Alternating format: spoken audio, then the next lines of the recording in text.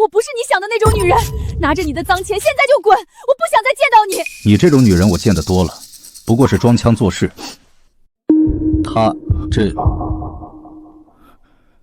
你竟然是第一次。对不起，我不知道你是。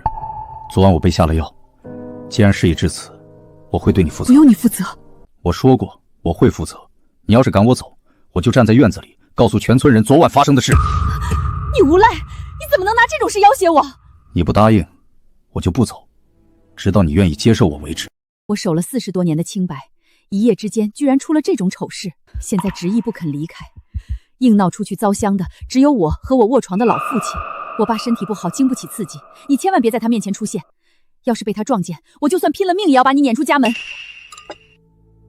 爸，吃饭了，今天有肉，您多吃点儿。婉婉，你也吃啊，别总给我一个人吃。放心吧，爸，我在厨房吃过了，您快吃，凉了就不好吃了。在荣城，那些围着我转的女人张口闭口就是名牌和跑车，为了利益尔虞我诈。可她明明自己什么都没有，却把最好的都给父亲，自己只喝米汤。世界上怎么会有这么干净纯粹的女人？灶底还剩点米汤，不嫌弃乡下粗茶淡饭的话，就过来喝点垫肚子。不嫌弃。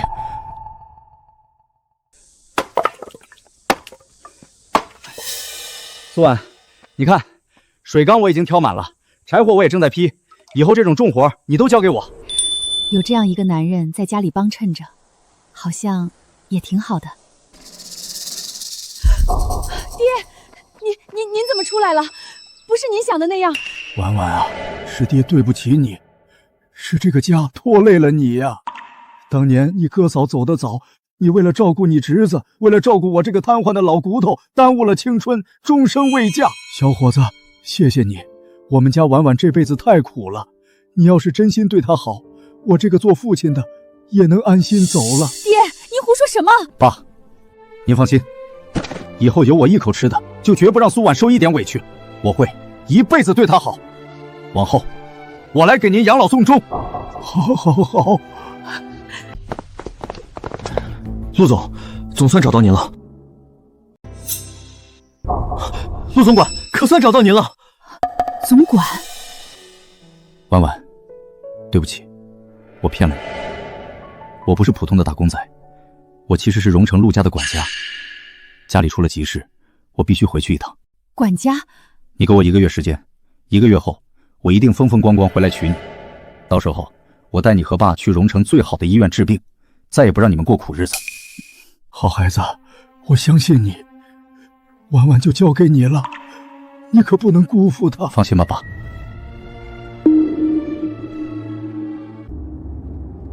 霍总那边查的怎么样了？已经掌握了他和唐叔勾结的全部证据，随时可以交给检察院。很好，立刻安排。另外，给双桥县李天头的工厂下1000万的大订单，所有业务必须由苏浩全权对接。陆总，您这是要提携苏小姐那个不争气的侄子？苏婉太重情义，既然她把侄子当亲儿子疼，那我就给她个光宗耀祖的机会，让她以后在岳家抬得起头，少让苏婉操心。还有，预约荣城最好的骨科和康复科专家，1个月后我要接我岳父过去治病。是，我马上安排。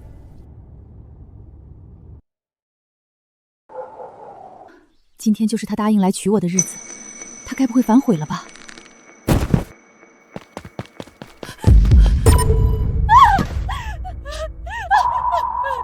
爸，你怎么样了？爸！苏婉啊，你爹这情况太严重了，必须立刻转市医院做手术。要是耽误了，轻则彻底瘫痪，重则连命都没了。你得赶紧凑钱，至少要10万块。10万？这10万块是我省吃俭用攒了整整8年的积蓄，是留给爹的救命钱。爹，我一定要救你！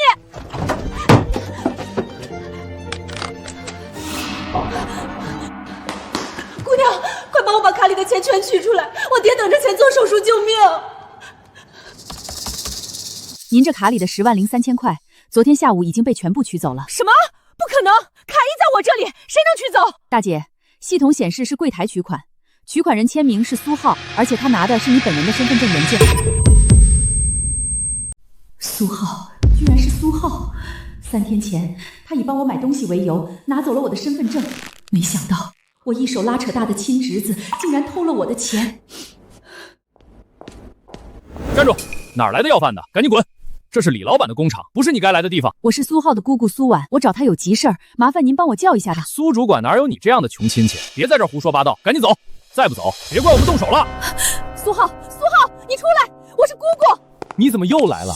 我不是跟你说过没事别来找我吗？你看你穿的这是什么啊？让我同事看到多丢人啊！浩浩，你是不是把我卡里的10万块取走了？你爷爷他摔断了腿，颅内出血，等着这钱做手术呢，你赶紧还给我。是啊，我取了。我是苏家唯一的男丁，你的钱将来不都是我的？我提前拿点怎么了？浩浩，你爷爷现在等着救命呢，你先把钱还给我吧。钱早就花完了，我给曼妮买了个限量款的爱马仕包，还有一条项链，正好10万，现在1分钱都没有了。你说什么？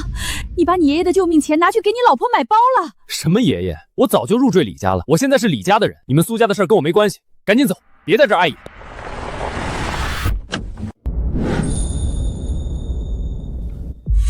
苏浩，你在干什么？大白天背着我，竟敢偷偷接近这个穷老太婆，胆子不小啊！竟敢背着我偷偷给这个老东西钱。老婆，我真没有啊，是他自己找上门来讹钱的，我1分钱都没给他。曼妮，你来了正好，你爷爷他从床上摔下来，现在还躺在卫室里等着手术费呢。你帮我劝劝浩浩，他拿走的那10万块是我攒了8年留给我爸的救命钱。谁认他是我爷爷？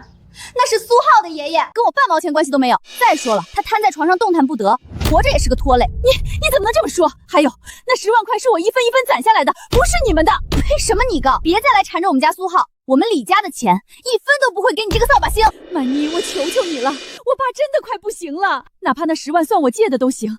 我可以给你打欠条，以后我给你们当牛做马都行。哎呀，我也不是不通情理的人，想拿钱也简单，你就当着这些人的面，大声说3遍我苏婉不要脸，我死皮赖脸纠缠苏浩，我是来讹钱的，再给我鞠3躬道歉，我就考虑给你1000块。这苏婉不是苏浩他姑姑吗？怎么闹成这样？谁知道呢？听说他天天来要钱，李家媳妇都烦了。你就按曼妮说的做吧，1000块够你买好几瓶药了，道个歉又不会少块肉。我好歹是你的长辈，你怎么能让我？况且那本来就是我的钱，不愿意就算了，今天你1分钱都别想拿到。这就是我含辛楚苦养大的亲侄子，现在却让我当众受辱，敢为了爹脸酸什么？我苏婉不要脸，大声点，没吃饭吗？我死皮赖脸纠缠苏浩，我是来讹钱的，对不起，以后我再也不来了。我已经按你说的做了，我的钱呢？我逗你玩呢，你还真信啊？一个半截入土的老东西，也配让我花1分钱？哎，你们还记得吗？上个月我亲眼看见一个穿西装的陌生男人在他家进进出出，住了快1个月呢。对，我也见过，那男的看着挺体面，不知道是干什么的，难怪他最近神神秘秘的，天天往家跑。我看啊，那男的肯定是骗他钱的小白脸，不然他怎么会这么急着要钱？太不要脸了！为了养野男人，连自己亲爹的救命钱都偷出来给男人花，真是白养他这么大。不是的，不是你们想的那样，我没有养男人，那钱真的是我爸的救命钱。曼妮，苏浩，天大的好消息！荣城最顶级的千亿财阀陆氏集团刚刚亲自打来电话，要和我们签800万的大订单。妈，这是真的吗？而且陆氏集团指定了所有业务都由苏浩全权对接，我们李家要发达了！你们都发大财了，那把我的10万块钱还给我行不行？你的钱？我看你是急着拿钱去养外面那个野男人吧？40多岁了不嫁人，还偷偷在家藏男人，真是不要脸到了极点。现在要不是那个野男人跑了，你能想起我们家苏浩？晦气东西！我们家马上就要和陆总合作，飞黄腾达了！你这个不守妇道的贱货，在家养野男人还不够，居然跑到我们工厂门口来哭丧，是不是故意咒我们生意黄了？大家都听好了，这个苏婉就是个不知廉耻的东西，40多岁了不嫁人，在家偷偷养野男人，现在把亲爹的救命钱都偷去给男人花了，没钱了就跑到我们家来讹诈。以后谁再敢跟他来往，就是跟我们李家作对。我们李家的工厂永远不会录用这种人。他也太恶毒了，难怪苏浩不认他，换谁也不认啊！我不是你们说的这种人。大家都听见了吧？我早就和这个女人断绝关系了，她的事儿跟我一点关系都没有。以后她再来闹，直接打出去。苏浩，这个苏婉就是个定时炸弹。他这种伤风败俗的事儿，要是传到陆总耳朵里，影响了那800万的合作，我非扒了你的皮不可。老婆放心，我一会儿就把他赶得远远的。督察，您怎么亲自来了？有失远迎，有失远迎啊！老李啊，恭喜恭喜啊！陆氏集团不仅指明跟你们合作800万的大单子，我这刚接到确切消息，那位千亿首富陆总今天还要亲自带着接亲车队开进我们双桥县，迎娶住在我们这儿的总裁夫人。迎娶总裁夫人，在咱们县可不是嘛？我这趟是特地过来吩咐你们的，一会儿首富的车队要经过这儿，你们可得把大门口给我收拾干净了，千万不要丢了我们双桥县的脸。行了，我还有急事，先走了。哎，好，督察走好。首富娶亲居然也是今天。程渊走的时候明明说也是今天回来娶我的。程渊，你会食言吗？大家都听见了吧？陆总马上就要来了，还要娶咱们村的姑娘当总裁夫人。要是让陆总看到这个不知廉耻的女人在这撒泼，败坏咱们青山村的名声，他会怎么看咱们村？就是啊，要是陆总觉得咱们青山村的女人都不守妇的，不仅会取消合作，说不定连总裁夫人都不娶了。到时候咱们全村人的脸都被他丢尽了。以后别的村的人都会说，青山村的女人都是浪荡的贱货，咱们村的姑娘以后还怎么嫁人，小伙子还怎么娶媳妇儿？是啊，这可不行。要是坏了咱们村的名声，以后谁还愿意跟咱们村结亲啊？都怪这个女人，自己不要脸，还要连累全村人。不能让她在这待着，把她绑起来藏好，等陆总走了再放她出来。给我把他绑起来，让他知道败坏村里名声的下场。等陆总走了，再把他赶出青山村。你们放开我！我没有败坏村里的名声，他也不是我养的男人。他说了今天会来娶我的。你就别嘴硬了，最后吃苦的只会是你。等等，他刚才说那个野男人也是今天来娶她，难道他背后的那个野男人？苏婉，你该不会想说今天开着千万豪车要来娶你的那个野男人就是荣城首富陆总吧？他不是野男人，他说过今天会来娶我的。你也不撒泡尿照照自己什么德行？陆总娶的肯定是咱们村最漂亮最年轻的姑娘，怎么可能是你这个老姑娘？你不是盼着你的野男人来吗？我倒要看看他敢不敢在陆总面前露面。大家都听到了，这个女人败坏村里的名声，要是坏了大家的富贵，谁也担待不起。把她给我绑起来，严加教训，堵住她的嘴，别让她出门乱说话。我让你嘴硬，我让你做白日梦，我让你讹我们家的钱。苏浩，你个畜生！我一口饭一口饭把你拉扯大，供你读书。现在你偷了你爷爷的救命钱，还要这样对我，你就不怕遭天打雷劈吗？闭嘴！我们早就没有关系了。程渊，你到底在哪儿？婉婉，我说到做到，我来娶你了。婉婉，苏叔，你是找苏婉吧？她一大早就去李家工厂借钱了，说是她爸摔断了腿，等着做手术。韩特助，你们在这里等我，把婉婉接回来，我直接去李家工厂，我要当着所有人的面娶婉婉做我的陆太太，顺便把两家工厂合作提示苏浩的事情一起宣布了。是，那苏浩要是看到这泼天富贵是亲大姑带来的，非得高兴的不得了。程渊，你真的食言了吗？来了，陆总来了，快都站好，别给陆总留下坏印象。快把他拖到后面的杂物间锁起来，别让陆总看见他。是程渊来了，程渊救我！婉婉，放开我！老实点，再乱动打断你的腿。这下看他还怎么闹，等陆总走了再放他出来。程渊，你真的来娶我了，你果然没有骗我。您就是荣城最顶级的千亿首富，陆氏集团的总裁陆总吗？我是陆程渊。天哪，这就是荣城首富陆程渊，比电视上还帅。也不知道陆总的夫人到底是谁，命也太好了。陆总，您可算来了，我们全家都盼着您呢。陆总，您一路辛苦了，我们把工厂里里外外都收拾干净了，就等您视察。我的夫人怎么不在？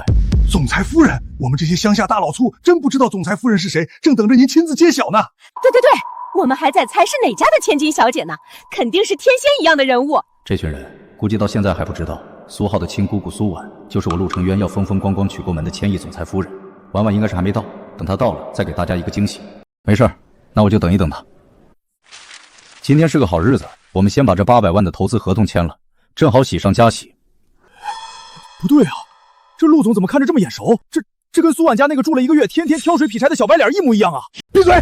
再在这胡说八道重断贵客，老子当场废了你！小白脸，苏婉家，刚才那人说的话是什么意思？这血是怎么回事？陆总您别误会，这是厂里2条得了狂犬病的疯狗打架留下的，刚刚已经被乱棍打跑了，绝对没有脏了陆总的眼。对，那疯狗可凶了，差点咬到人。为什么一到这儿，我的心跳就快得不正常？疯狗的血气，可这血为什么让我感觉这么不安？你吃饱了撑的，在这里乱放什么狗屁？你刚说谁是小白脸？那可是荣城身价1000亿的首富陆总，他会看上苏婉那个不守妇道的穷酸老女人？我绝对没有看错，那陆总就是天天在苏婉家劈柴挑水的小白脸。上个月我天天路过苏婉家菜地，天天看到他穿着破衣服在院子里挑水，他化成灰我也认得。妈，你怎么了？如果陆总就是那个小白脸，那被我们羞辱过，正关在仓库里的苏婉，竟然就是千亿总裁夫人。那里是什么声音？完了，全完了！她就是那个小白脸，仓库里关着的苏婉真的是总裁夫人。天阔，大祸临头了！刚才那个工人说，陆总就是苏婉在家里养着天天劈柴挑水的小白脸，那关在里面的就是总裁夫人呢。我们羞辱了总裁夫人，还把她关在仓库里，这要是被陆总知道了，我们全家都得完蛋。两位，在聊什么呢？我刚刚听到你们仓库里面有动静，这是怎么回事？陆总，请留步。刚才村口那边放哨的保安传来消息，说瞅见一位穿白裙子的尊贵女士往咱们工厂这边过来了，那肯定就是总裁夫人啊！要不咱们全体现在去村口敲锣打鼓迎迎夫人？看来婉婉是等我等着急了，特意去村口等我。那我们快去吧。程渊，别信他们的，我在这里。那仓库里到底有什么？里面发出的到底是什么声音？是风啊，陆总！今儿这天刮大风，肯定是风吹倒了仓库里的破桶。那仓库年久失修，到处都是破烂，风一吹就叮打作响。陆总，咱们现在还是赶紧去村口接夫人要紧啊！走吧，去村口。程渊，我在这儿！程渊，我在这儿！还敢往外窜！我看你这次还怎么跑出去！哎呀，陆总，我们赶紧出发吧，别让总裁夫人久等了。你留在这里，如果我夫人先来了这里，你记得好好接待。陆总，怎么样？接到总裁夫人了吗？村口空无一人，压根儿没有穿白裙的女子。哎呀，那肯定是保安看错了，说不定总裁夫人走了别的路。从刚才开始，你们就一直拦我进仓库，还拿我夫人在村口的假话糊弄我。我要进去看看这仓库里到底有什么猫腻。陆总使不得，里面又脏又乱，还有老鼠、蟑螂，别脏了您的衣服。让开！陆总，里面什么都没有，真的。你们继续拦，我就立马取消对你们的投资。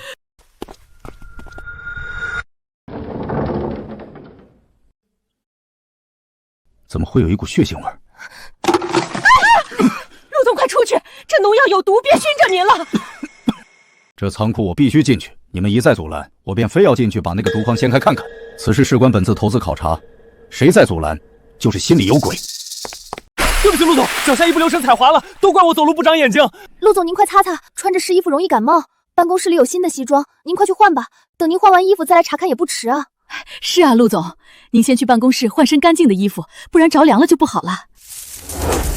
是故意的，先是谎称我的夫人在村口骗我白跑一趟，再故意打翻农药逼我离场，现在又故意泼水弄脏我的衣服，想方设法拖延。陆总，苏浩这孩子年纪小，毛手毛脚的，难免出错。陆总别跟小贝置气，要不咱们……完了，这次真完了。陆总，那边又脏又乱，全是废弃破烂，真不值得您费心过去。我们句句属实，您非要进去沾一身灰，我们心里实在过意不去。要不您先消消气，过段时间我们收拾干净，随便您搜查。对，让我们先收拾干净吧。接连撒谎阻挠，里面一定有猫腻，全都给我滚开！陆总，你不能过去。野猫，只是野猫。陆总，您刚才听到的动静，原来是仓库里的野猫。仓库常年漏风，常有流浪猫狗钻进去藏身。我就说呢，难怪时不时这里面就有响动，原来是这野猫折腾。原来是小动物闹出的动静，看来是我太多心了。您看，真相摆在眼前，是您多虑了。咱们还是安心等候总裁夫人到场吧。我真是疯了，居然会以为婉婉在里面。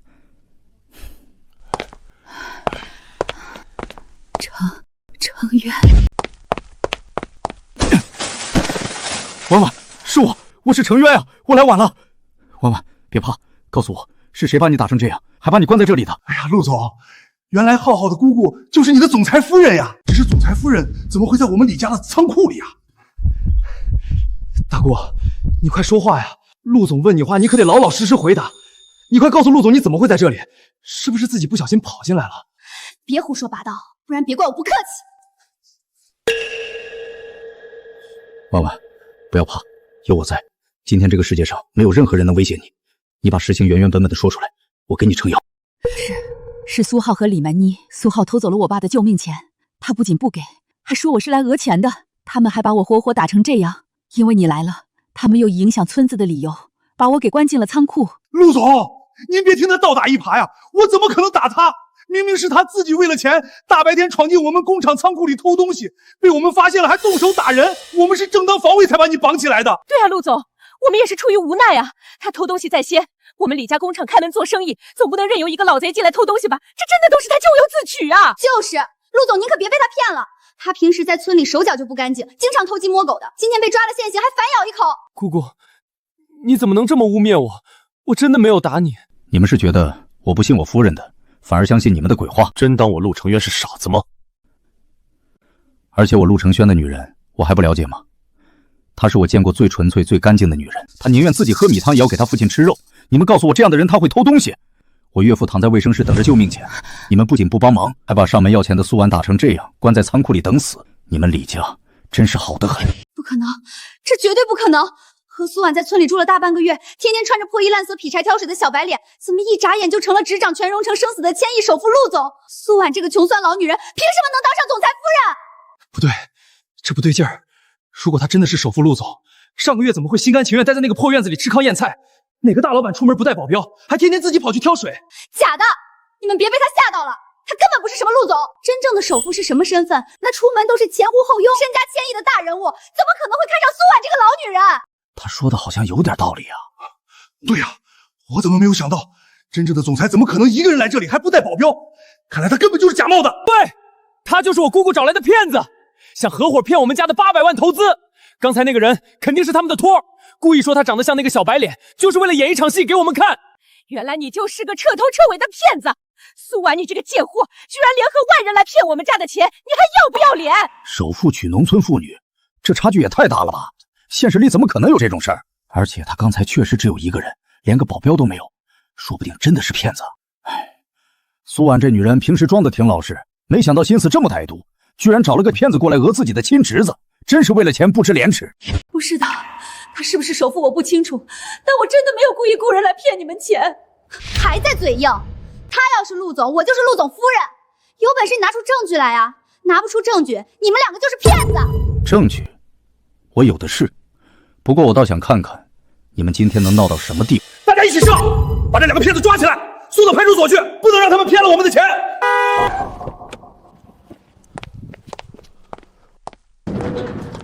怎么回事啊？我都等了2个多小时了，陆总怎么还没到？陆总到底什么时候到？不是说好了今天签投资合同的吗？您来的正好。这个人说他就是陆总，但其实他是苏婉找来的骗子，想骗我们家的800万投资，但现在已经被我们识破了。说的有道理，上次陆总来县里考察，是我亲自接待的，他身边跟着好几个保镖，排场大得很，不是这个样子啊！蠢货，上次我忙着帮婉婉挑水，没空见你，你见的不过是一个副总罢了。您说的对，他就是个骗子，我们差点就被他骗了，幸好我们发现的早。抓骗子！大家伙给我把这2个招摇撞骗的狗男女抓起来！不要程月，你们放开他，他不是骗子。我有证据证明我的身份，我西装的内侧口袋里有名片和陆氏的黑卡，你们大可以检查。哼，还在嘴硬，我倒要看看你葫芦里卖的什么药。这是什么破名片破卡，几块钱就能做一沓，这肯定是假的。这是真的陆氏黑卡，全球只有10张，我上次在陆总的特助那里见过一模一样的。我知道了，他肯定是绑架了陆总，抢了陆总的名片和黑卡，不然真正的陆总怎么会还没到？对，他就是绑匪，我们赶紧把他抓起来交给警察，不然陆总就危险了。抓绑匪！抓绑匪！督察，你说句话呀！他肯定是绑匪，不然怎么会有陆总的黑卡？您快下令把他抓起来，晚了陆总就没命了。是啊，督察，我们这是在救陆总啊！要是陆总出了什么事儿，我们县里的投资就泡汤了。你说你真的是陆总，那你怎么证明你不是绑匪？你给韩特助打电话，你既然接待过考察，一定听过他的名字，他会告诉你我是谁。打就打，正好让韩特助来把你这个假冒的绑匪抓起来。等韩特助来了，你就完蛋了。王督察你好，我正想给您打电话呢。我们陆总早就到李家工厂了，您还没见到他吗？韩特助，出大事了！陆总遇到绑匪了。现在这个假冒陆总的绑匪已经被我们李家工厂给联手控制住了，你快带人来啊！胡说八道！我们陆总是何等身份，怎么可能被绑架？就是真的，你快来看看，等你来就知道这个骗子有多可恶了。留住那个人，我马上到。听到了吗？你个该死的绑匪冒牌货！韩特助说了，他马上就来了。等他来了，看你这个冒牌货还怎么装！到时候不仅要把你送进监狱，还要让你给我们磕头认错。就是，敢冒充陆总骗我们家的钱，我看你是活腻了。等韩特助来了，打断你的腿都不为过。还有你，大姑，你看看你找的这个野男人，到了这个时候还敢在督察面前装。等韩特助过来，老子非得让他亲手扒了你们这2个狗男女的皮。不错，竟敢在我们面前卖弄，真是活腻了。来人，给我好好教训他！睁开你的狗眼看看清楚，今天你要是敢动我一根汗毛，我保证，不仅是李家，乃至今天所有动过手的人，全要付出代价。你程源，苏浩，你这个畜生，你住手啊！大姑，心疼了，我还就打你男人了，怎么了？你个骗子还敢威胁我！今天我就替陆总好好教训教训你！敢绑架陆总，还敢骗我们家的钱！今天不把你打个半死，难消我心头之恨！他真的是陆程源，闭嘴，否则我连你一起打！你们今天打在我身上的每一下，我都会千倍百倍的还给你们。陆总，督察，您快说话呀！这到底是怎么回事？他真的是韩特助吗？他怎么对着这个该死的冒牌物喊陆总啊？是不是喊错人了？完了，这下全完了！我刚才居然亲口说不认识陆总，还任由李家把陆总按在地上打，老子要被这李家给害死了！这位先生，想必您就是大名鼎鼎的陆氏集团韩特助吧？您是不是一着急认错人了？这男的就是个在我们村住了1个月，天天挑水劈柴的小白脸啊！您怎么能管他叫总裁呢？认错人？我跟了陆总这么多年，陆总全身上下哪怕一根头发丝我都认得清清楚楚，怎么可能会认错？你算个什么东西，也敢在这里编排陆总？好啊，你们李家居然敢设局坑害陆总，还把我也给骗了，说什么他是绑匪是骗子，害得我差点得罪了陆总，你们简直是胆大包天！督察，不是这样的，我真的以为他是假的陆总，我们也没有想到，都是他，都是李曼妮出的主意，是他先说他是骗子的，也是他先动手打的人，跟我没关系。你胡说八道，明明是你先说他是绑匪的。还有你姓王的，你少在这里放屁倒打一耙。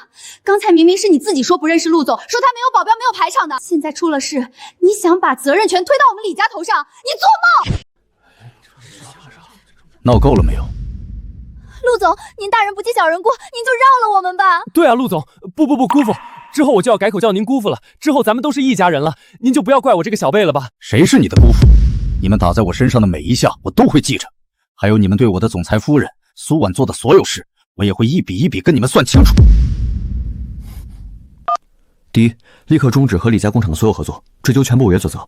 第二，以陆氏集团的名义制裁李家工厂，禁止任何投资。第三，通知税务、工商和警方彻查工厂所有违法问题。姑姑，我错了，我真的知道错了，你饶了我吧，我可是你唯一的侄子啊！大姑，我真的知道错了，我只是一时糊涂被李家给骗了呀。我是苏浩，是你唯一的亲侄子，是苏家唯一的独苗啊！你从小一口饭一口饭把我喂大，你最疼我了，你就饶了我这一次，你跟陆总求求情啊！小婉，我错了，我真的错了，看在你死去的妈妈的份上，看在我们是一家人的份上，饶了我们这一次吧。是啊，小婉，我们以后再也不敢了，我们给你当牛做马，求求你放过我们吧！姑姑，我错了，我不该打你，不该把你关在仓库里，你大人有大量，就饶了我们吧。婉婉啊，我知道你是个好孩子，今天也受委屈了，但你们苏家就这么一根独苗，如果他出事了，苏家可就真一辈子抬不起头了。你一个长辈应该宽宏大量，你就原谅他吧。一家人？他们什么时候把我当过一家人？苏浩，你现在知道叫我大姑了？你偷走你爷爷10万块救命钱的时候，怎么没想过我是你大姑？我苏婉这20年，为了你这个所谓的苏家独苗，起早贪黑在泥地里刨食。你上学要学费，我卖了娘留给我的唯一一件金首饰。你结婚要彩礼，我把自己的血汗钱全掏出来，我连一双新鞋都舍不得买。可你呢？你攀上了李家当了主管，就嫌弃我是个没文化的农村穷寡妇。你逼着我给你老婆擦鞋，把我关进仓库的时候，你摸着你的良心问问你自己，你想过饶了我吗？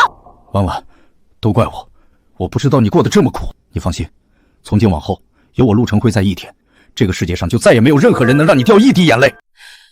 从今天起，我苏婉和苏浩、李天矿一家断绝所有关系，以后你们的生老病死都和我无关。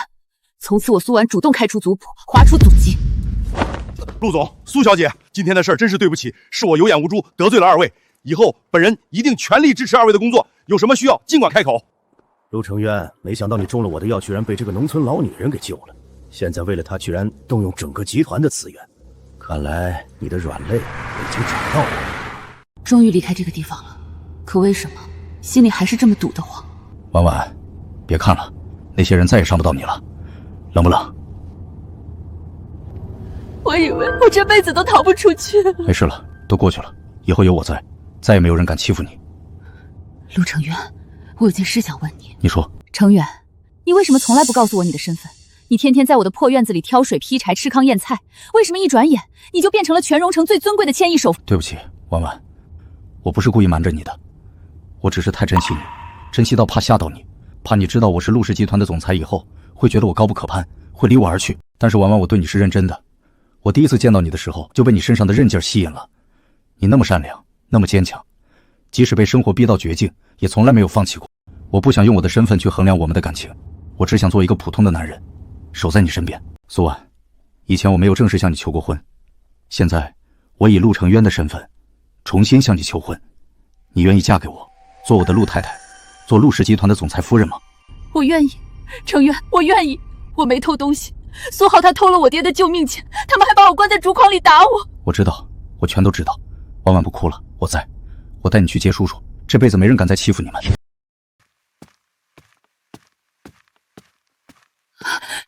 爸，我来接你了。妮儿，这位贵人是？爹，他是程渊，他就是天天在咱们家院子里挑水皮锄的程渊，他来接你去看病了。爸，我们去城里最好的医院，你的病很快就会好的。原来是你，好啊，我也能放心把婉婉交给你了。你放心，我没看错吧？之前苏婉在村里受尽欺负，竟然能找到这么有钱又这么好的男人。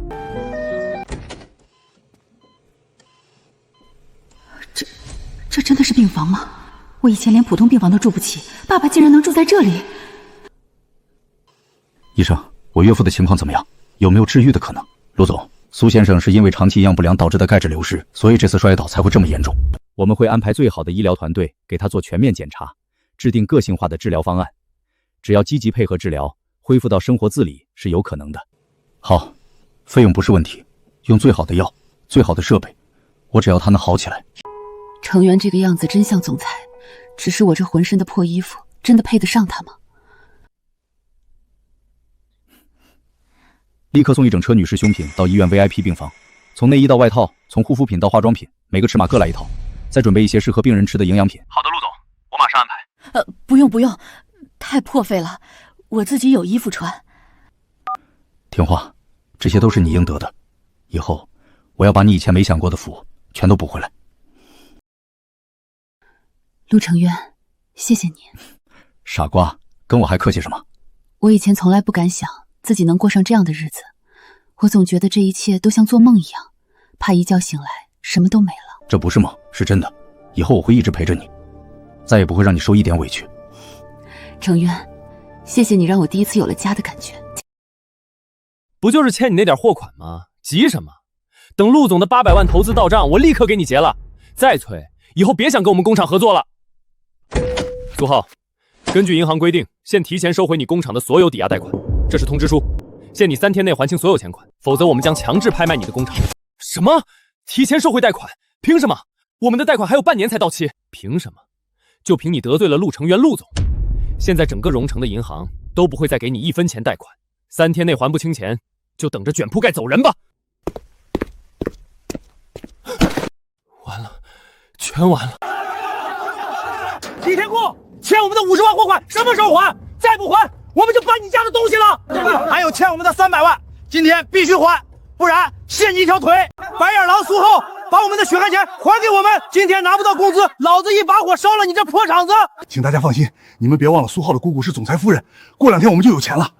别催了，我没钱，我1分钱都没有了，求求你们宽限几天吧。大家别吵，钱我一定会还的，给我几天时间。几天？我们已经给你够多时间了，今天不还钱，我们就不走了。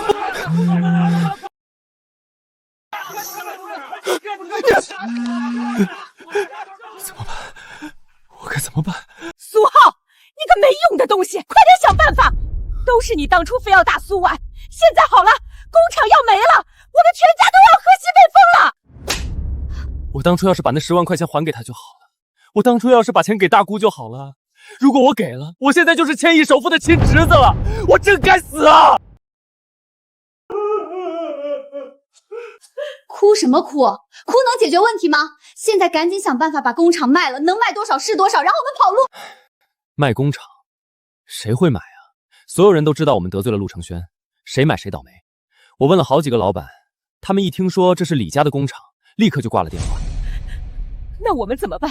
难道就在这里等死吗？不然我们去找苏婉求情吧。他现在傍上了陆承渊，只要他肯松口，我们一定还有救的。不行，我不去。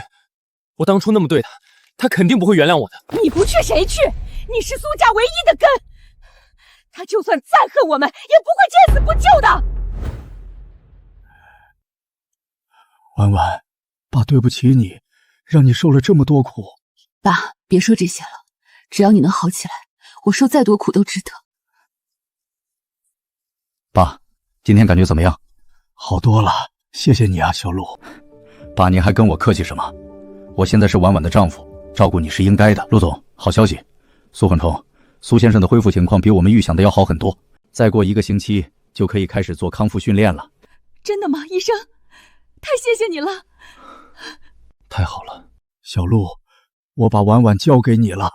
我这副老骨头死不足惜，但你一定要替我这死去的婆娘好好对婉婉啊。爸，放心，我这辈子都会护着她，绝不会让她再受一点委屈。这个男人，他是执掌荣城生死、身价千亿的首富啊！为了我这个农村女人，他竟然能做到这一步。欢迎夫人回家。这是你家？是我们家，以后这里就是你的家了。城院这地方太贵气了，我一个乡下泥腿子，我连往哪落脚都不知道。我住在这里不合适。都给我听好了，站在我身边的这位是苏婉，是我陆城方明媒正娶唯一的陆太太。以后在这个家里，夫人的命令就是最高旨意，谁要是敢在眼神里露出一丝怠慢，立刻滚出荣城。别怕，婉婉，以后这就是我们的房间。我知道你不喜欢荣城那些繁复奢侈的花哨东西，这里所有的一切都是我严格按照你的喜好亲手准备的。程渊，我不配，我一个40多岁、大字不识几个的农村穷寡妇，坐在这儿像个要饭的。程渊，别，我这手太粗了，不好看。婉婉，你听着，你手上的痕迹，是你一个人在烂泥地里起早贪黑，养活侄子，伺候瘫痪父亲20年的勋章。没有这双手，就没有撑起那个家的苏婉。这是你勤劳的证明，是我陆程渊这辈子见过最美、最干净的手。我会教你家里所有的家电怎么用，怎么吃西餐。我当你的老师，一样一样亲自带你。程渊，我不能一辈子躺在你的大房子里，当个靠你养着的废人。我想找份工作，哪怕是去你的公司帮你们扫地倒水，我也想靠自己的双手赚饭吃。我也不知道我能做什么，我没读过多少书，只会种地。你想找份工作，我绝不反对。你可以先去我的公司实习，想学什么都可以，我亲自教你。我给你安排一个最轻松的职位，让你慢慢适应职场生活。真的吗？太好了！我去接个电话。什么事儿？说。陆总，李家那边出事了。按照您的吩咐，我们启动了全面制裁和资金清算。现在工厂已经全面停工，几十名工人正在集体讨薪。知道了，这是他们应得的下场。还有，苏浩好像在到处打听您的消息，似乎在想办法找苏小姐求情。盯着他，这件事情封锁所有消息，暂时一个字都不准让夫人知道。陆总，您这是……滚出来！还钱！还钱！还钱！都是你当初非要打苏婉，现在好了，工厂要没了，我们全家都要喝西北风了。还有你这个惹祸精！要不是你把苏婉关在仓库里，能把陆成鸟惹毛吗？我半辈子的心血全毁在你们手里了。当初是谁说要给苏婉点颜色看看的？是谁说陆成池就是个小白脸的？你个废物！你倒是出去把那些穷鬼赶走啊！今天不把血汗钱还给我们，老子当场废了你！万亩农业基地加工厂，陆程渊要建加工厂，我们不就有一个现成的工厂吗？你疯了！我们的工厂都快被银行收走了。疯？我清醒得很。苏婉不是心软吗？我就用几十号工人的饭碗当筹码，逼他注资盘活工厂。这个办法行。苏婉从小就心软，见不得别人可怜，再加上全村人看着，他要是见死不救，以后还怎么回村？没错，明天一早，妈你去把所有工人都召集起来，跟他们说，只要苏婉肯注资，立刻补发3个月工资。然后我们带着工人一起去苏婉的别墅门口下跪，我就不信他不心软。可他要是真的不管怎么办？他不会不管的，他最在乎名声。我就让全村人都看看，他苏婉发达了是怎么忘恩负义、见死不救的。哎，干什么呢？姑姑，我知道我以前不是人，我畜生，我对不起你，对不起亲爷爷，我不是人，我当初不该那么对你。你要打要骂都随便你，但求求你，救救这些工人吧，他们都是无辜的。他们上有老下有小，全靠这份工资养家糊口啊！苏小姐啊，我们跟着你舅舅干了10几年了，我儿子还等着我的工资交学费呢。求求你救救工厂吧，婉婉！看在当年你快饿死时，乡亲们给过你一碗剩饭份上，给工人们留一口活命的饭吧。王叔，你们快起来，这不关你们的事，你们别跪我，快起来啊！滚开，别用你的脏手碰他！大姑，千错万错都是我苏浩的错，只要你肯注资盘活工厂，我愿意把工厂80%的股份都给你。我苏浩不当老板了，我只当一个最普通的厂长，帮你管理工厂，给你当牛做马。求求你救救青山村这几10户人家吧！婉婉，别听他的，他这是在利用工人的生计，恶意道德绑架你。姗姗一改，本性难移，这种白眼狼绝对不能给机会。我恨苏浩，我恨不得让他去死。可是那些工人确实是无辜的，如果因为我们2家的恩怨，让全村几10个家庭跟着断了生计，我这辈子良心怎么过得去？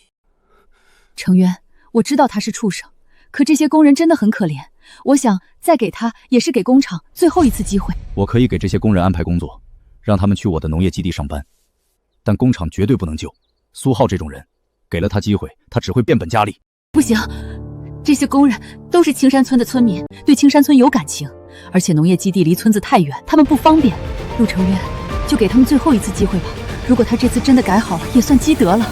陆总，夫人，按照夫人的意思，协议已经拟好了。苏婉夫人占李家工厂80%的绝对股份，苏浩降职为普通厂长，仅负责日常生产管理。但是把最关键的一条加上去，工厂所有的财务、公章、账目必须由我陆氏集团全权统一管理。苏浩那畜生要是敢碰1分钱，直接送他去坐牢。程昭，对不起。婉婉，我答应你注资500万，不是因为苏浩，而是因为你。但我必须防着他。这份协议是给他的最后一次机会，他若再敢作妖，我亲手送他上断头台。陆总，查到了，苏浩带着几10名工人跪在陆程渊的别墅门口，求苏婉注资盘活李家工厂。苏婉什么反应？苏婉看起来很动摇，陆程渊坚决反对，但估计最后还是会妥协。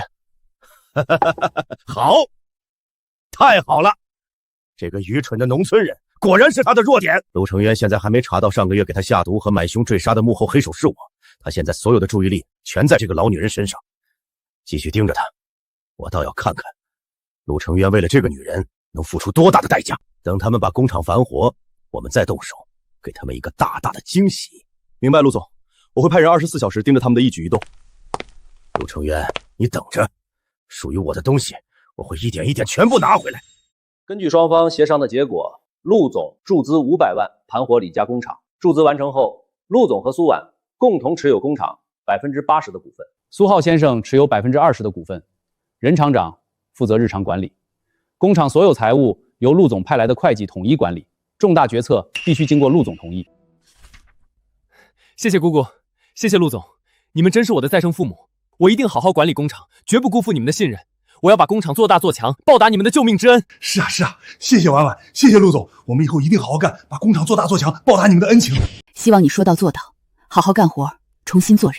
姑姑你放心，我要是再敢做坏事，你就把我赶出工厂，我绝无怨言。我们回去吧。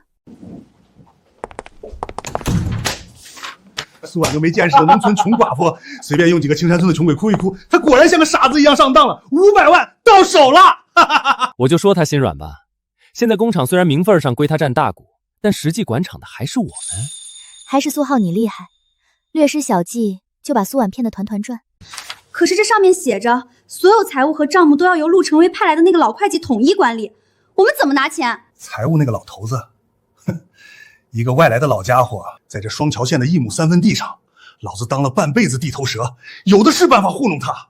等工厂重新开工，财务运转起来，苏浩，你就给老子把里面的钱，还有那500万公款，偷偷全部掏空，把资产秘密转卖。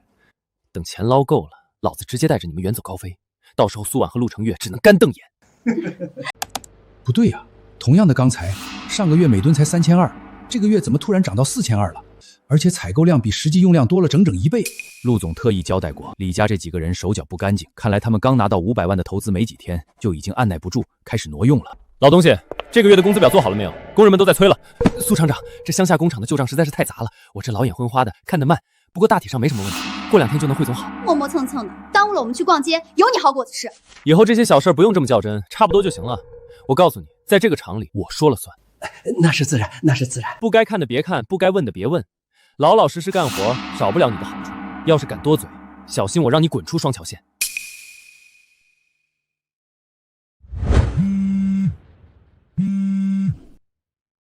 说，陆总，我发现账目有问题，苏浩这个月虚报了原材料采购价，还多报了采购量，至少套走了50万公款，而且还偷变卖了工厂的一些闲置设备，钱都被转到了他的私人账户上。还有吗？目前只查到这些，但我感觉他肯定还有别的动作。他最近经常和一些不明身份的人见面，好像在联系买家，准备把工厂的核心设备也卖掉。做得好，你继续暗中观察，不要打草惊蛇，把所有的证据都保存好，尤其是转账记录和他的受益短信。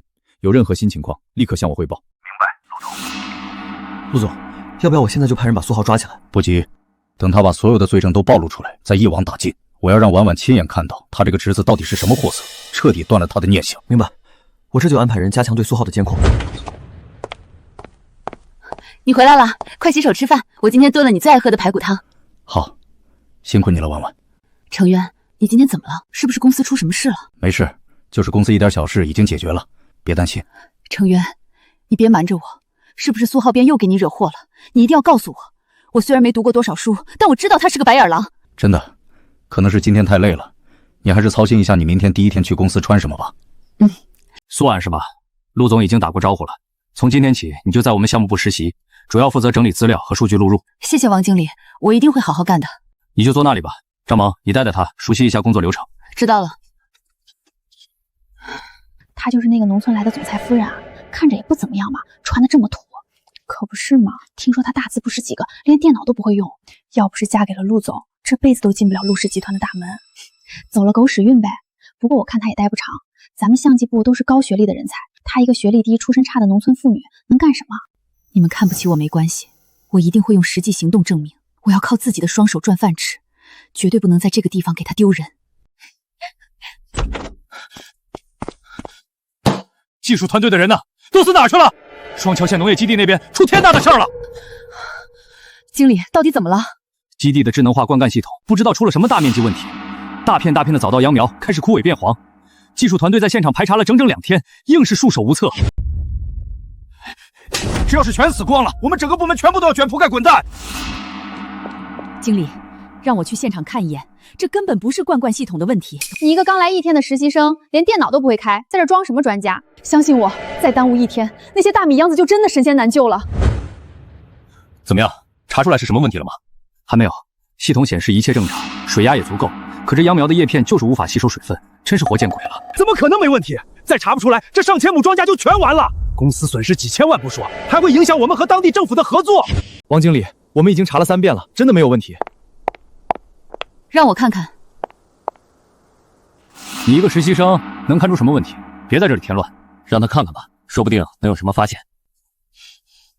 哼，我们这儿用的是全荣城最先进的微密探测仪，你在这儿玩泥巴能解决问题？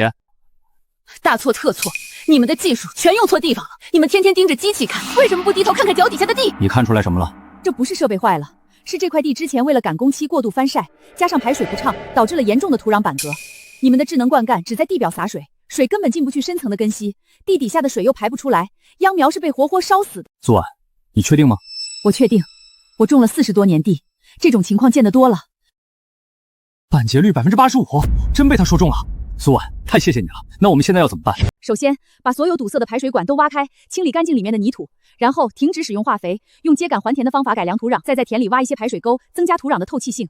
这样过不了多久，土壤就会恢复正常，灌溉系统也能正常使用了。快，全部人给我拿锄头下地开沟，快！苏小姐，对不起，刚才是我有眼不识泰山，你说的办法太对了，我们马上就照做。天哪，水真的渗下去了！你真是我们项目部的功臣啊！这次多亏了你，不然我们损失就大了。王经理过奖了，我只是做了我应该做的。苏小姐，谢谢你，我以后再也不敢看不起农村人了。你比我们这些所谓的专家厉害多了。陆总，告诉您一个好消息，灌溉系统的问题解决了，是夫人发现的问题。现在我们按照她的方法，现在已经恢复渗水问题了。好，我知道了，你们辛苦了。陆总，夫人真是太厉害了，她不仅解决了灌溉问题，还提出了很多改良土壤的好办法。我们项目部能有她这样的人才，真是太幸运了。她一直都很优秀，你们要好好培养她，以后农业基地的很多工作都可以交给她负责。明白，陆总，我一定会好好带她的。夫人，以后你就是我们项目部的骨干了。谢谢王经理，我一定会继续努力的。两位叔叔，我今天找你们来是想跟你们说一件事。陆成渊为了一个农村女人，不顾集团的利益，已经引起了很多股东的不满。话虽如此，但陆总毕竟是集团的董事长，而且他的能力大家有目共睹。是啊，陆总这些年把集团打理得很好，我们的股份也涨了不少。涨了不少，那是以前。现在外面都在传陆氏集团的总裁夫人是一个大字不识的农村老妇，很多合作商都开始动摇了。再这样下去，集团的形象和信用都会受损，你们的股份也会贬值。只要我们联手把陆成渊赶下台，我保证华东区的农业项目就交给你们两家负责，到时候你们赚的钱比现在多得多。你说的是真的？当然是真的，我陆振涛说话算话，只要你们支持我，我绝不会亏待你们。好，振涛，叔叔这次就陪你赌一把，我们一言为定。陆成渊，你等着，这一次我一定要把你从董事长的位置上拉下来。陆总，媒体那边已经联系好了，他们答应明天一早同时在各大平台发布关于苏婉的负面报道，标题都已经拟好了，都是按照您的要求写的。很好，标题要再刺眼一点，把40岁农妇大字不识这些词都加上。明白，我这去通知媒体修改。还有，苏婉今天在双桥县农业基地解决了灌溉系统的问题，王经理对她赞不绝口，陆成渊还表扬了她。这个农村女人还真是有点本事，不过没关系，明天的报道一出，她就会变成人人喊打的过街老鼠。我看陆成渊还怎么护着她。陆总，要不要我再加点料，比如编造一些他以前的黑料？好，你去安排，越离谱越好，我要让他身败名裂，永远抬不起头。明白，我这就去办。苏叔叔做得很好，再走2步，坚持住。好。哎，你听说了吗？他的女儿苏婉就是陆总的夫人啊，就是那个千亿首富陆成月。真的假的？我一直以为苏小姐就是个普通的农村妇女呢，她人那么好，对她爸爸也孝顺，没想到竟然是总裁夫人。是啊，苏小姐人是真好，可惜啊，以前受了太多苦了。我听青山村来的护工说，上个月苏小姐被她亲侄子和侄媳妇打得可惨了，还被关在仓库里，差点没命了。什么？还有这种事儿？可不是嘛，他侄子偷了他爸爸的10万块救命钱，给媳妇儿买包。苏小姐去要钱，不仅被打，还当着全村人的面羞辱她。要不是陆总及时赶到，苏小姐恐怕就……苏叔叔，您怎么了？是不是哪里不舒服？没事，我累了，想回病房休息。我的婉婉在老家受了这么大的罪，到城里来却连一个字都不跟爹说，不能让婉婉知道我听说了这件事。她已经够苦了，我不能再让她为我担心。爸，今天感觉怎么样？我给你熬了最喜欢的山药排骨汤，趁热喝点儿。爸，医生说你最近恢复的特别好，等过阵子你彻底能稳当走路了，我和成渊就带你出去转转，看看城里的风景。婉婉，爸对不起你，爸这副挣了多年的老骨头，把你这辈子都给生生拖累苦了呀。爸，好端端的你怎么又说起这个了？我是你闺女，孝顺你是应该的，只要你能好起来，我受再多苦都值得，我不苦。不是爸当年糊涂啊！你哥嫂走得早，留下苏浩那个白眼狼，你为了守着这个家，守着我这个瘫痪的老骨头，连自己的亲事都耽误了。当年要不是我固执，非要拦着那门亲事，非要把你留在身边伺候我，你也不至于这么多年终生未嫁，在村里受尽那些长舌妇的白眼和欺负。都是爸自私，是爸害了你大半辈子啊！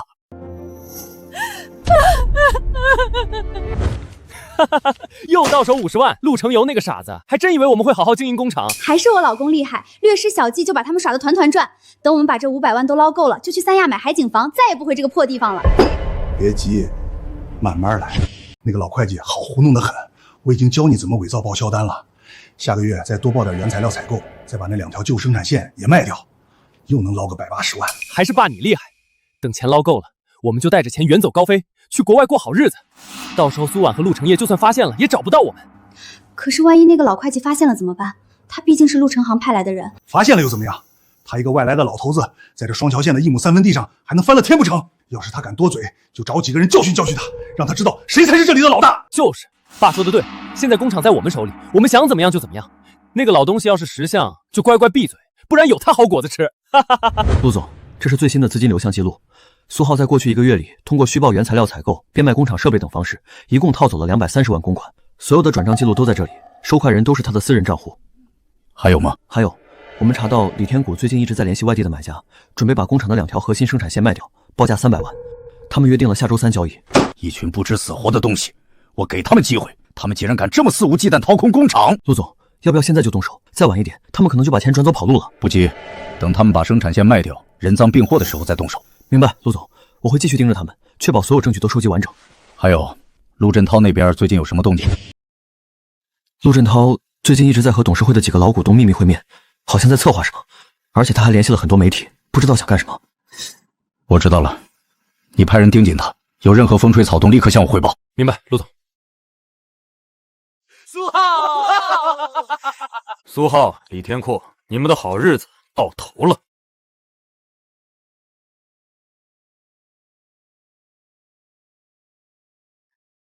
瞧瞧，快瞧瞧，网上的负面新闻都炸开锅了，某些人还顶着总裁夫人的名头在咱们部门晃嚷呢，也不嫌丢人。哎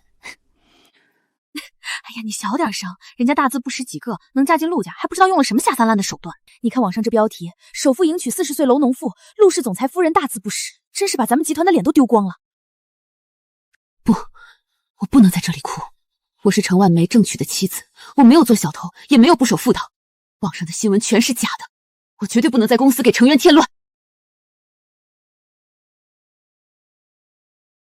陆总，太好了！负面新闻的效果超出了我们的预期，现在全网在骂苏婉，陆氏集团的股价已经跌了3个点了。董事会的几个老股东都打电话来表示不满，要求陆成渊给个说法。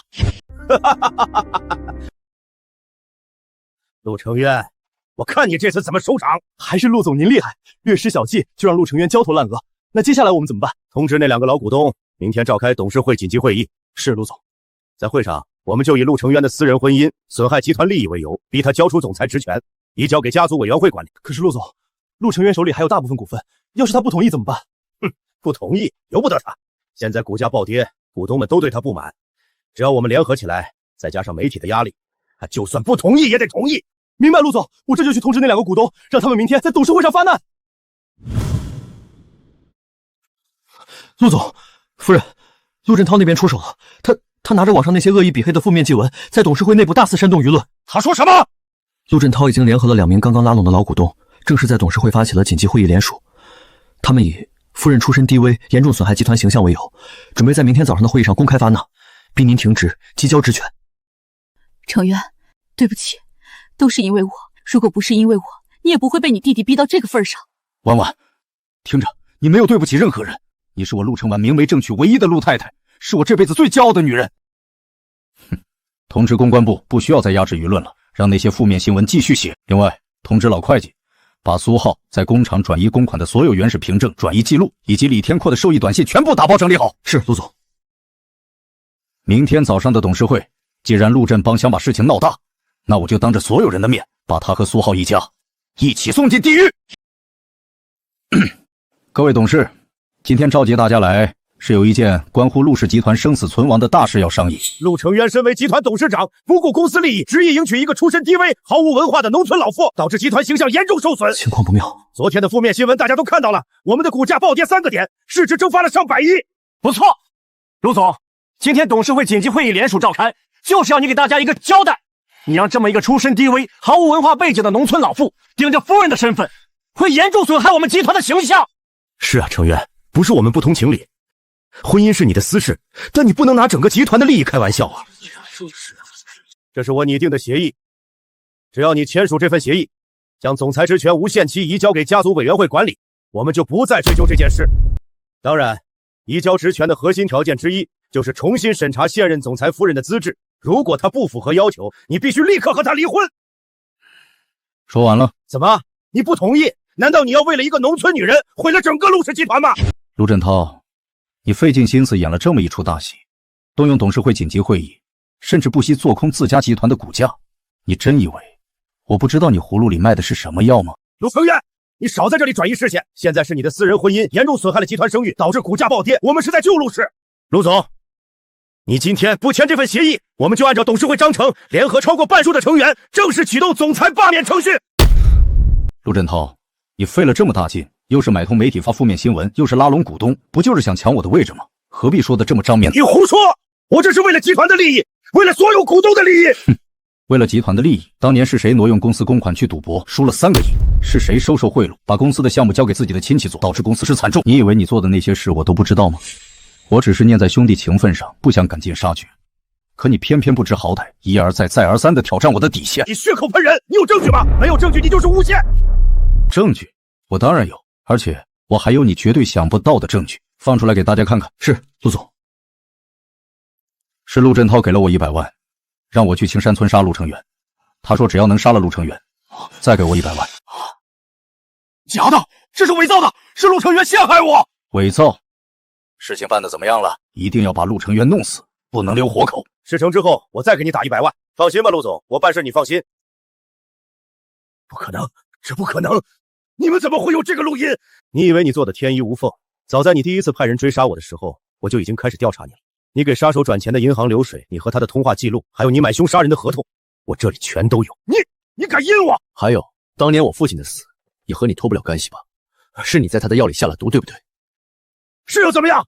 陆氏集团本来就应该是我的，要不是你父亲偏心，把董事长的位置传给你，我怎么会落到今天这个地步？你错了，陆氏集团是我父亲一辈子的心血，不是你争权夺利的工具。你为了自己的私欲，不惜残害手足，背叛公司，你根本不配做陆家人。陆志涛，你太过分了！竟然做出这种伤天害理的事情，我们真是瞎了眼，居然相信了你。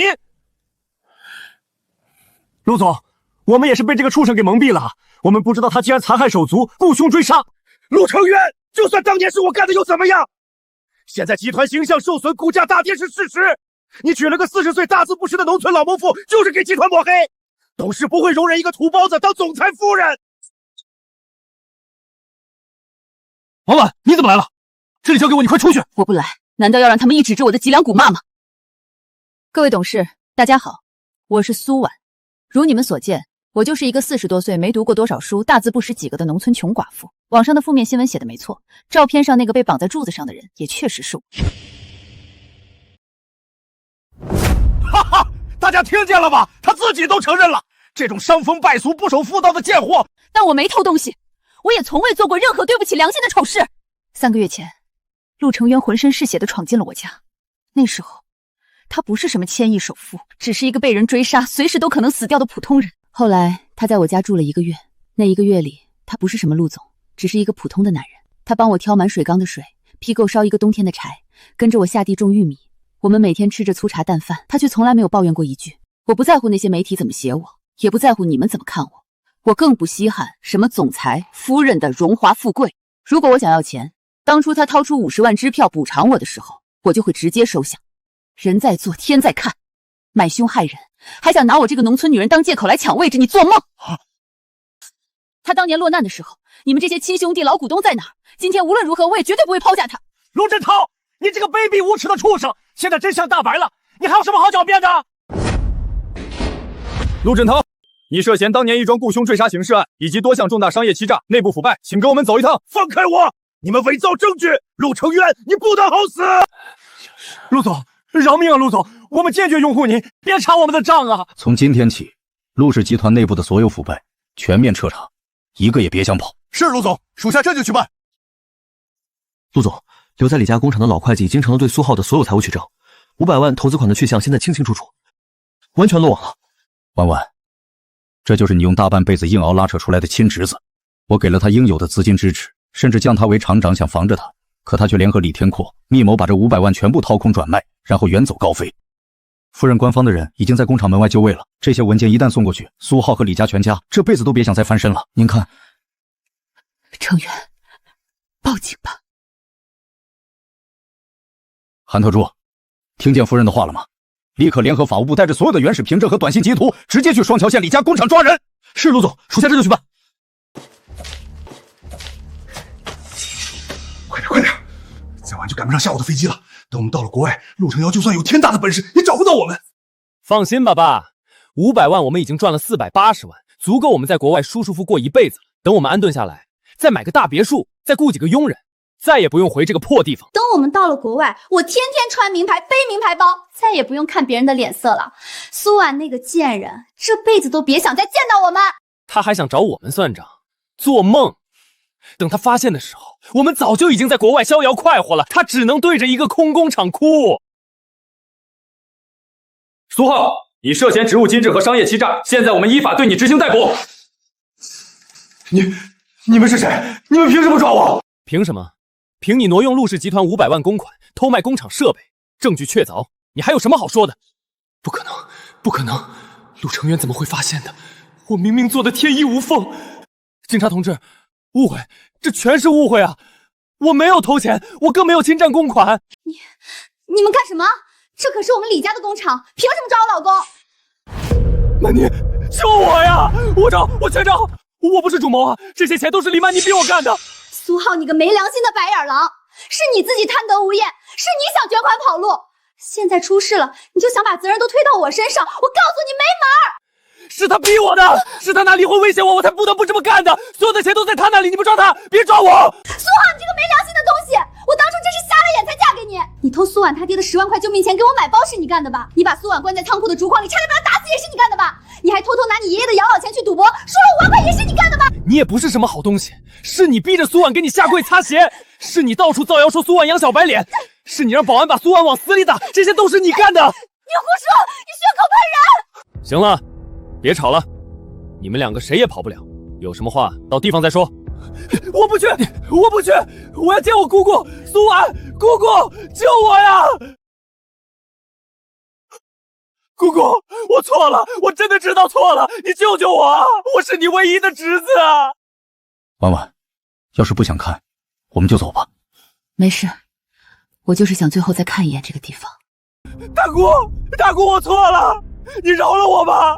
我是苏浩啊，我是苏家唯一的根，唯一的独苗啊！你跟陆总求求情，放我一马吧！苏婉，我错了，我不该打你，我不该骂你，你大人有大量，饶了我们这一次吧！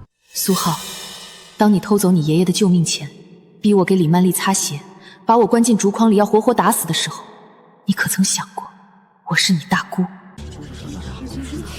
唉，真是自作自受啊！当初他们那么欺负苏婉，现在终于遭到报应了。就是，苏婉对他们那么好，他们却恩将仇报，偷人家的救命钱，还把人家往死里打，这种人就该坐牢。苏浩这孩子，真是被宠坏了。苏婉辛辛苦苦把他拉扯大，他却这么对待人家，真是白养了。别喊了，走。程渊，我想去那间仓库看看。婉婉，别去了，从今往后有我陆程渊在一天，谁也别想再伤你半分。你说的对，程渊，我们再也不回来了，我们走吧。好。苏婉，你给我站住！我的钱啊，我的房子啊，全都没了！苏婉，你这个贱人，你不得好死！完了，全完了，我半辈子的心血呀！今天我们在这里隆重举行陆氏集团万亩农业基地的开工典礼。这不仅是陆氏集团的一件大事，更是我们双桥县的一件大事。这个项目建成后，将带动我们全县的经济发展，解决上千人的就业问题。让我们以热烈的掌声感谢陆总和苏小姐对我们双桥县的支持。陆总、苏小姐，剪彩仪式结束了，请2位为项目奠基。请。小婉啊，求求你救救我们家吧，我们知道错了。看在死去的亲人份上，饶了我们这一次吧！谁让你进来的？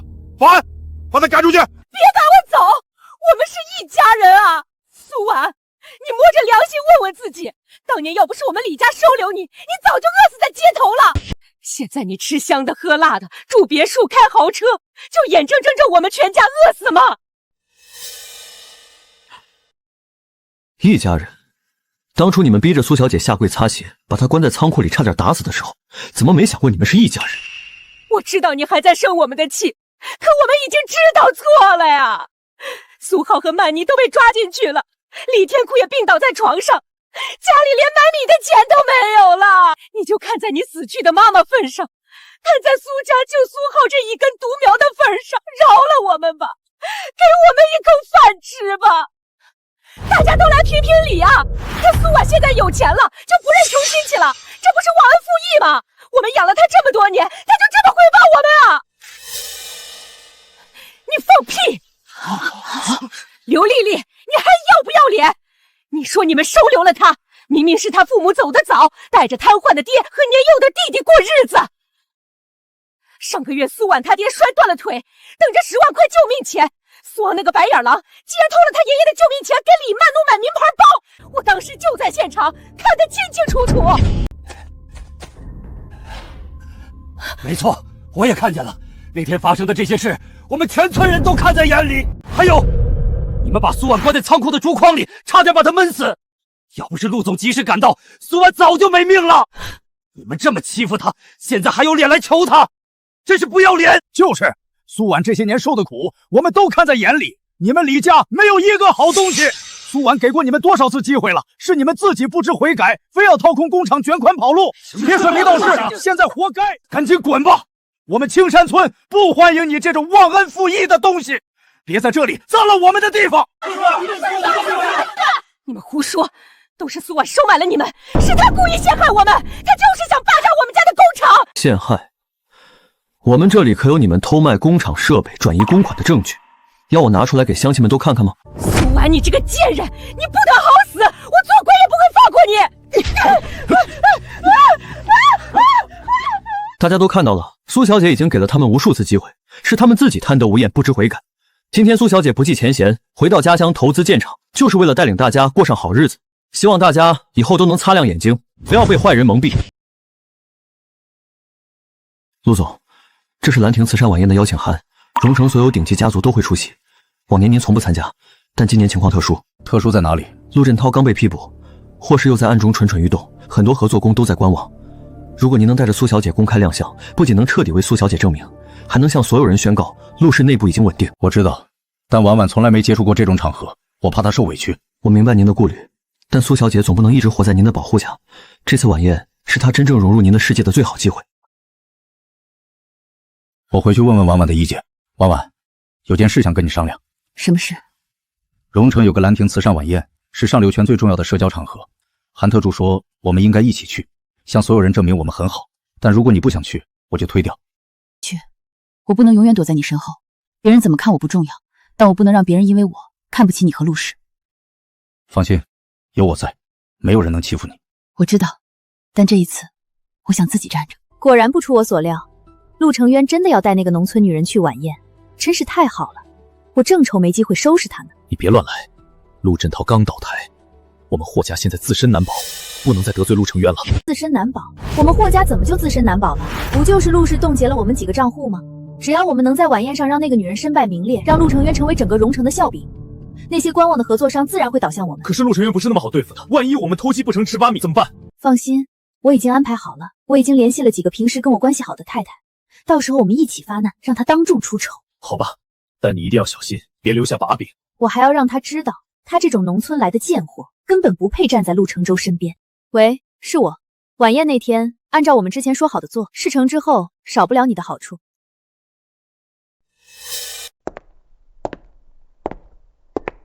那就是陆总那个农村来的夫人，看起来倒是不像网上传的那么粗俗。神气什么？山鸡插上凤凰毛，骨子里还是个土包子。姐妹们，走去领教一下这位总裁夫人的厉害。陆总，好久不见，这位就是陆总夫人吧？真是闻名不如见面啊。霍少夫人，陆总夫人看着真朴素，果然是农村来的，跟我们就是不一样。你看这裙子，料子虽然不错，但款式也太老气了吧？可不是嘛，陆总夫人，你这裙子是哪个牌子的？我怎么从来没见过？不会是哪个小作坊做的吧？哎呀，张太太，你怎么能这么说呢？人家陆总夫人可是从农村来的，哪里懂什么名牌呀？能穿成这样已经很不错了。我太太穿什么戴什么都是我亲自挑的，我觉得好看就行，轮不到各位指手画脚。陆总，您别生气啊，我们就是跟陆总夫人聊聊天，没有别的意思。毕竟陆总夫人第一次参加这种场合，我们怕她不懂规矩，闹了笑话。谢谢各位关心。我确实不懂什么名牌，但我知道做人最重要的是善良和真诚，而不是靠这些外在的东西来标榜自己。各位想说什么，想做什么，尽管来。陆总夫人，听说你以前在农村种地，那你肯定没去过国外吧？我去年刚从剑桥游学回来，那里的风景可美了，你要是有机会，一定要去看看。陆总夫人，露台的风景不错，我带你去透透气吧。好。苏婉，别装了，我知道你心里不好受。你这种农村来的女人，根本就不配站在陆承泽身边，更不配当陆氏的总裁夫人。我配不配，不是你说了算。是吗？那如果我把这里面的东西公之于众呢？这里面有陆承渊当年和霍家合作的黑料，还有他被追杀时的狼狈证据。只要我把这些东西交给媒体，陆承渊就会身败名裂，陆氏集团也会跟着完蛋。你想怎么样？很简单，只要你主动离开陆承渊，签了离婚协议，然后永远离开荣城，我就把这个 U 盘给你。不然的话，我就让陆承渊和你一起被所有人唾弃。霍少夫人，你以为你手里的东西能威胁到我们吗？你什么意思？你说的旧账，是不是当年你们霍家联合陆振涛，父兄追杀陆承远留下的把柄？你怎么知道？我不仅知道这个，我还知道当年你为了嫁入霍家做了多少见不得人的事。你以为这些事我们都不知道吗？你拿来威胁我的东西，我们3个月前就已经整理好了，正准备交给检察院。你最好想清楚，现在是谁更需要谈条件。如果你现在收手，我可以当这件事没有发生过，不然的话，不仅陆成渊会没事，你们霍家还有你都会彻底完蛋。你别得意，我不信你们真的敢把这件事捅出去。当年的事，陆成渊也有责任。如果捅出去，他也脱不了干系，是吗？那你可以试试，看看最后倒霉的是谁。如果这件事真的捅出去，霍家肯定会万劫不复的。好，很好，苏婉，你给我等着，我不会就这么算了的。成渊，你放心，我不会让任何人伤害你。计划有变，把准备好的东西直接投到大屏幕上。大家安静一下，我有件事要告诉大家。大家看看，这就是陆总引以为傲的夫人。你们知道她以前是什么样子吗？今天我就让大家看看她的真面目！不知廉耻的贱货，扫把星！我不要脸，我不要脸，我不要脸，我不要脸！天哪，这真的是陆总夫人吗？她怎么会做出这种事？真是太丢人了！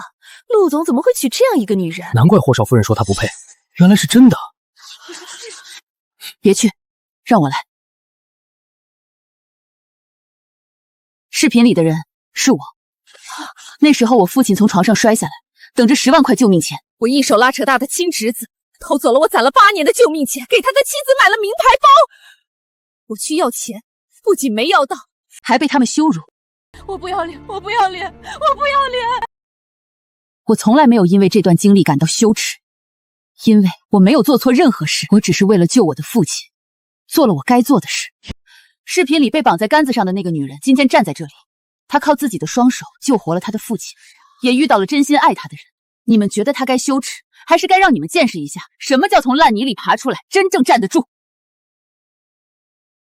说得好，都给我听好了，这就是我陆家明媒正娶的儿媳妇，她的善良和骨气比你们身上所有的珠宝加起来都珍贵。谁要是再敢对她指手画脚，就是和我陆家作对。从今天起，在全荣城，谁要是再敢对我的孙媳妇苏婉指手画脚、羞辱半分，那就是在公然和我整个陆氏财阀作对。我陆家必倾尽全族资源，让他彻底破产，滚蛋！陆老夫人说的对，苏小姐真是太了不起了。刚才是我们有眼无珠，得罪了苏小姐，还请苏小姐大人有大量，不要跟我们计。是啊，是啊，苏小姐，我们以后再也不敢乱说了。您大人有大量，就原谅我们这一次吧。别在这里丢人现眼了，我们走。我不走，我不甘心，我不会就这么说给他的。你还嫌不够丢人吗？再不走，我们霍家就真的完了。婉婉，今晚委屈你了。成渊，我说过了，我不委屈，只要能帮你守住位置，我什么都愿意。但成渊，今天霍少夫人提到了你当年在青山村被追杀的事情，我现在是你的陆太太，我想知道当年那场围追堵截的完整真相。10年前，我父亲突然病逝，留下遗嘱让我接任董事长。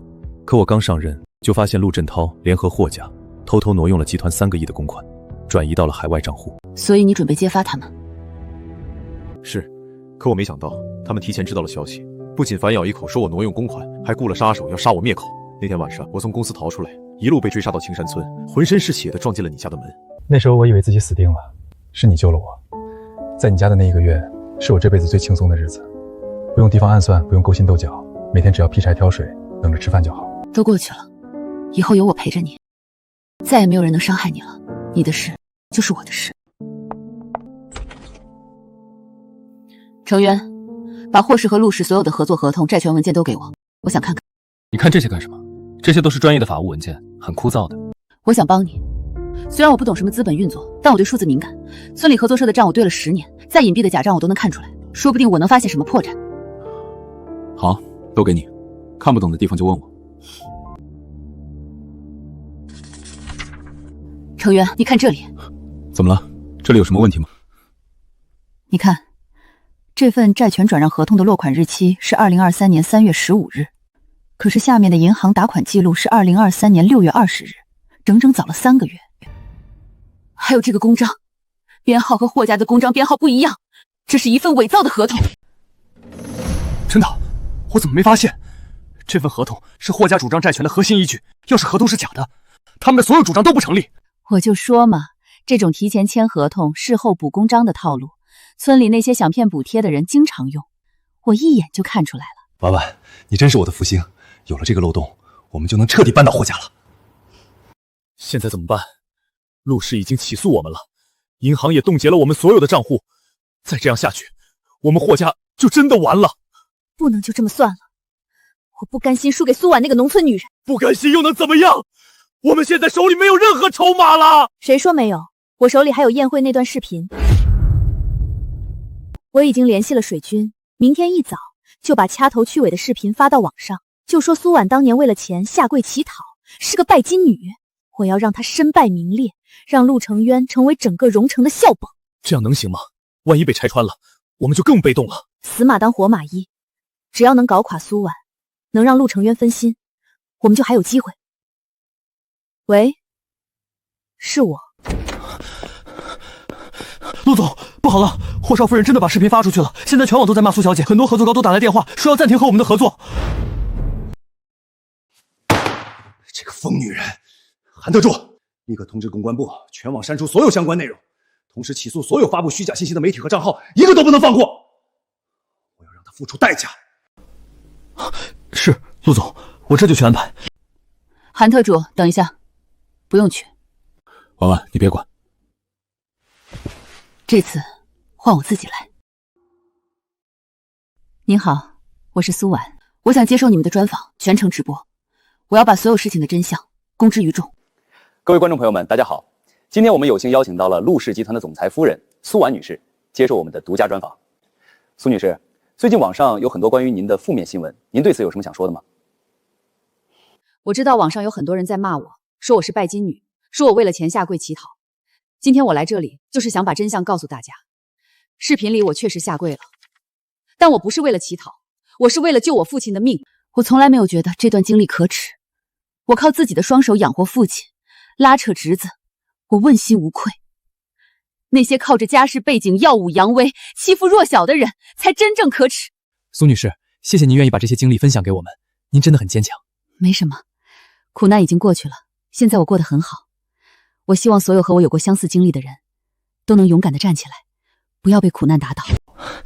陆总，苏小姐，好消息，霍氏集团已经宣告破产，所有资产都被法院拍卖抵债了。太好了，苏叔叔做得很好，放松一点，试着松开一只手。好，爸，慢点，不着急。放心吧，爸一定可以的。苏叔叔，现在试着松开另一只手，扶着助步器走2步。我能走了，我真的能走了。婉婉，你看，爸能走了。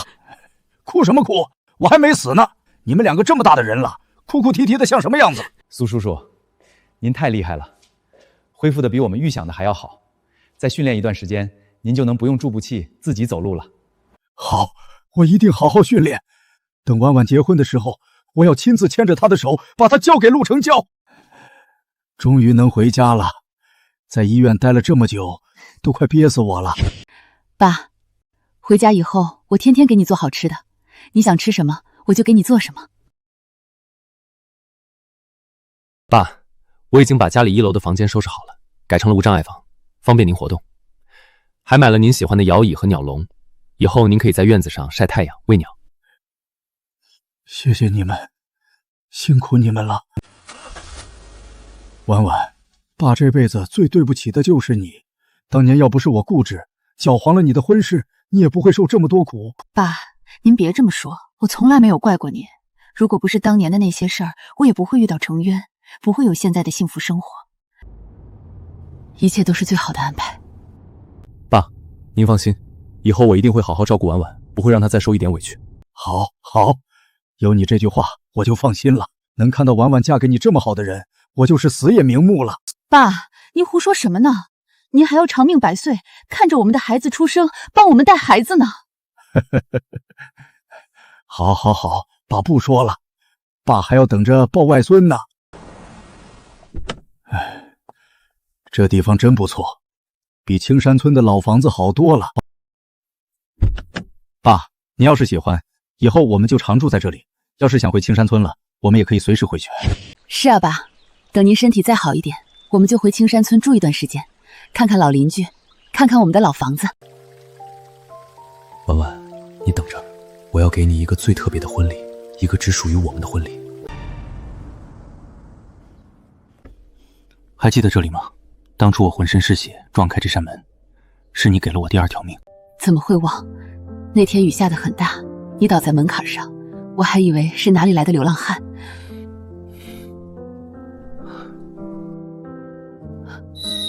这戒指，当初我仓促许诺，没有鲜花与仪式。今日在我们初识的门前，我重新向你求婚。苏婉，往后余生，风雪是你，平淡是你，清贫荣华都是你。你愿意嫁给我，做我一辈子的妻子吗？我愿意，这辈子能遇见你，我心甘情愿。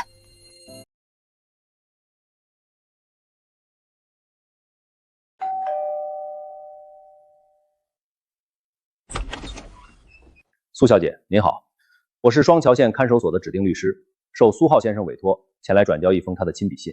大姑，我是苏浩。当你看到这封信的时候，我已经知错了，我对不起你，对不起爷爷。我知道我错了，错得离谱。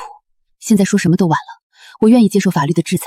我不求你原谅我，只求你好好照顾爷爷，好好过日子，不孝侄儿。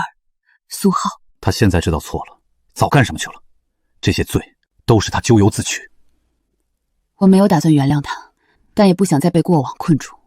麻烦你在法律允许的范围内为他申请认罪协商，争取合理减刑。这不是偏袒，只是我想彻底放下这段纠葛，好好过往后的日子。明白，我会按照流程办理。老大哥，婉婉这婚事办得热闹，我们全村人都替他高兴。多亏了大家帮忙，也多亏了程渊这孩子。婉婉，爹看着你走到今天，终于安心了。爸，以后我们都会好好的。程渊，我把女儿交给你，往后一定要好好待她。爸，请您放心，我用一生守护她。